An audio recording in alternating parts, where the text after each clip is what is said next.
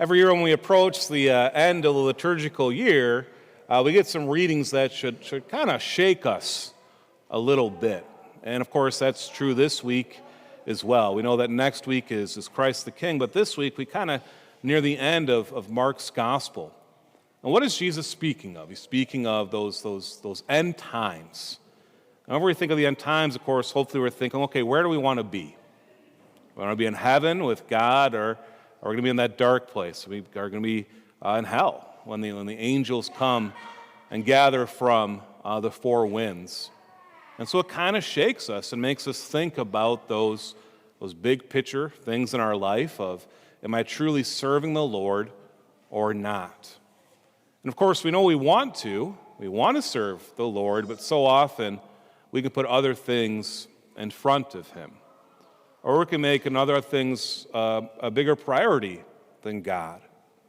But we know the fail-safe way to do it is truly putting God at the center of everything we do. We don't want to try to squeeze Him in. We want to make Him truly be part of the center of all that we do. A couple weeks ago, I was over at Faith Formation evening, and I stopped by one of the confirmation classes, and they had a little activity going on, either in person or in video. I'm not exactly sure, but it really caught my attention. It was something called the jar of life. Maybe you've seen that before. Maybe you've seen a YouTube video about that. And I thought, you know what, that'd be a really good idea to maybe present in a homily, because I think it's been 3 years since I've used a prop in a homily. So we're going to try it today. And it's called the Jar of Life. Now, if you actually want to see it done properly, once again, YouTube, Jar of Life, will go much better than what I can present today because, well, if you know anything about me, over being the pastor now here for 9 years, I'm always extra prepared. I never procrastinate at all. And so maybe, just maybe, I didn't have time to get all the materials I needed to do a proper skit or a proper presentation for the Jar of Life. But luckily for us here at St. John the Baptist, we always have stuff lying around, mainly down below in our storage area. And another great place would be our maintenance man's office, where maybe we got some of the props. But anyways, here we go. This, of course, is supposed to be a jar. I call it a vase. And we know that, our life can only be filled with so many things. So what do we fill our life up with? Well, first off, we have to put, us in there, right? And so I thought, maybe I could ask for a volunteer to let me use their 2-week-old child, but I thought that probably wouldn't be a very good idea. So instead, this is meant to represent us. That's right. This was found in our maintenance man's office. I believe it's a prop for one of the All Saints Day presentations with a cross, with a sword, and a shield. But this is us. This is our, we're in that jar. What are we then going to fill our life with? By the way, the next part of the prop is supposed to be golf balls, but I had a really bad golf season this year. I'm all out of golf balls. I don't have enough to fill that up. So instead, I thought, what can we use? Well, we always have Christmas ornaments around here. So let's get to the actual skit part. Once again, we know that so often we can fill our life up with different things, with different activities. Maybe, it's going to be, food. Maybe it's going to be leisure. Maybe it's going to be Netflix. That probably should be a little bigger than that because we sometimes do a little binging, right? But we also know in our life we want to have big things in our life, right? So, of course, for a confirmation kid, we want to tell them one of the big things we know is going to be, hopefully, your family. So that's actually be a bigger one. We'll call this one family, all right? So family goes in there. And then we have, work or school. We have friends that can go in there, right?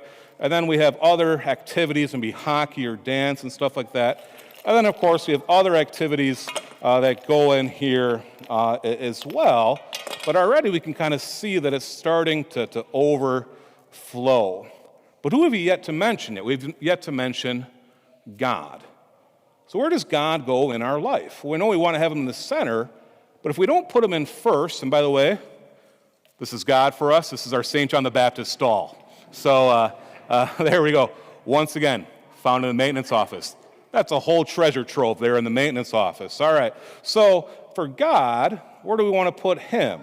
We want to put him in the center, but as we can tell, let me make sure that actually happens here properly. God can't really fit. He's kind of trying to squeeze him in. And when we think about it, that's how we live our life sometimes, isn't it? We don't always put him there first. We don't truly put him at the center of our life first and foremost. So how is it supposed to go? Well, here we go. All right. Take all these out. One second, we're going to retry to do this in the proper order.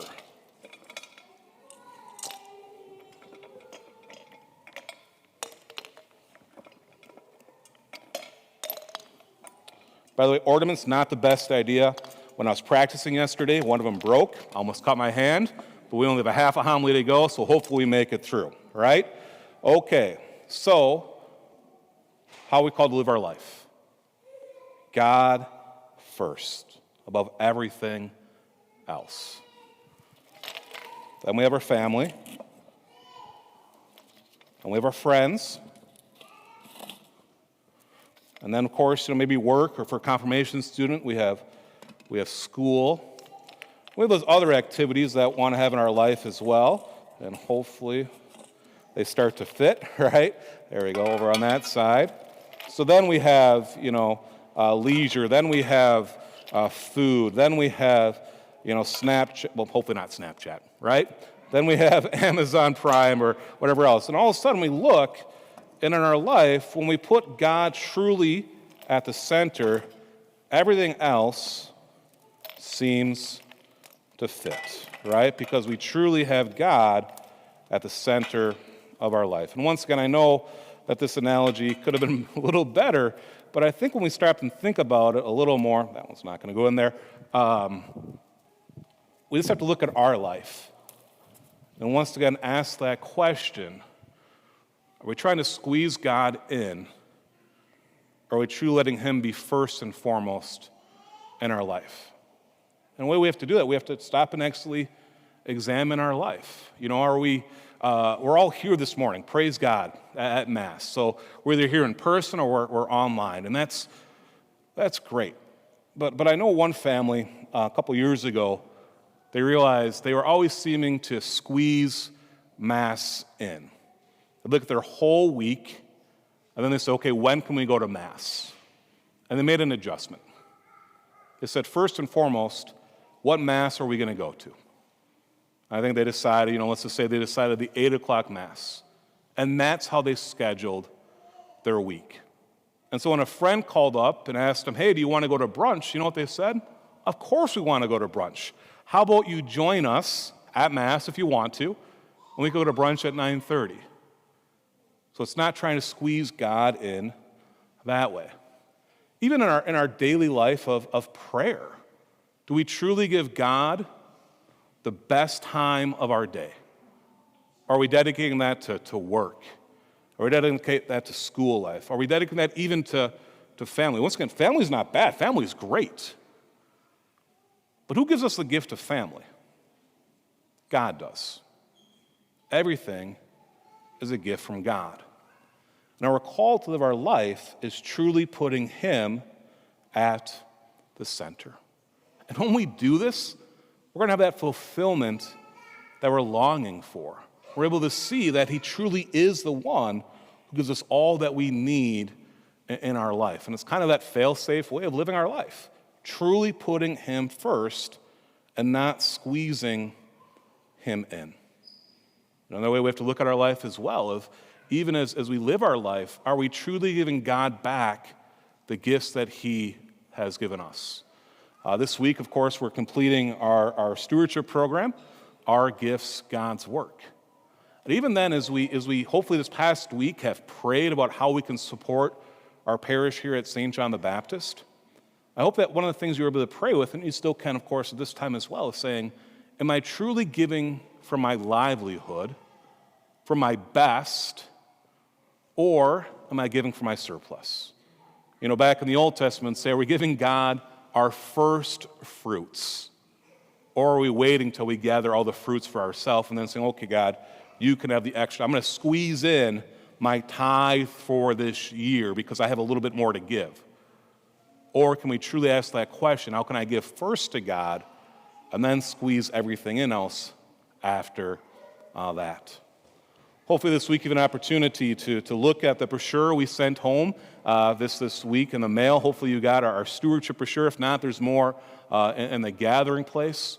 I know I talked to some parishioners about that, and they really seem to enjoy, or really find, not enjoy, but really found some cool things in that brochure of, you know, how many baptisms we had this year, how many weddings we had this year. Some parishioners commented on, you know, how much it actually cost to run the parish. But then they saw all the mission that we did here of spreading that good news of God. This week what we're asking you to do is simply to turn in that commitment form that hopefully you got in the mail. If you didn't get a commitment form, they're at the end of your pew as well. What we ask you to do is just to fill out that commitment card of how you can support the parish here at St. John the Baptist. And once again, asking that question of, am I truly giving from my livelihood? Am I giving God back the gifts that he has given us so that his work may continue, or am I trying to squeeze it in?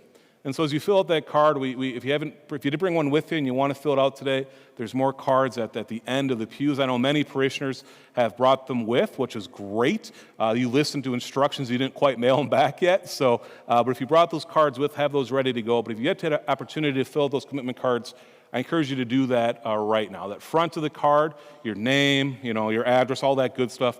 On the back of the card as well is prayer intentions. I want to highlight that once again. I want to be able to pray more intensely for you. And everything you share there is confidential. So if there's someone in your family that needs extra prayers, write it down. It's going to come to me only. And then what happens is I bring it to prayer. And it's a whole sheet that I bring to prayer every single Sunday. And so really encourage you to fill that out as well. But once again, if you can make that commitment to our parish of supporting us and giving from the center, giving from the livelihood, not trying to squeeze in our gift, but truly knowing that the gift that we give is giving back to God so that his works may continue. So give you about a minute and a half now to fill out that form. And then after that, during the offertory procession, we encourage you to bring it forward and drop it off on the offertory baskets.